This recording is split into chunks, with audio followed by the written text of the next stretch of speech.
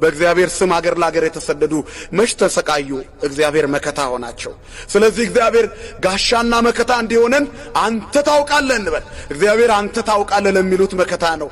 እግዚአብሔር መልካም ነው፣ በመከራ ቀንም መሸሸጊያ ነው፣ በስሙ ለሚታመኑት ሁሉ ጋሻ ነው ይላል መጽሐፍ ቅዱስ ትንቢተ ናሆም ምዕራፍ 1 ቁጥር 7።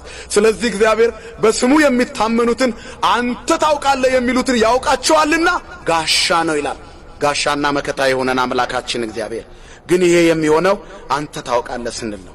ምን ላድርግ አለች እቺ ሴት ኤልሳዕ ዘንድ መጣ። ሞልቶልኛል፣ ምን ላድርግ? ተሳክቶልኛል፣ ምን ላድርግ? እግዚአብሔር አስተካክሎልኛል፣ አሁን ምን ላድርግ አለች።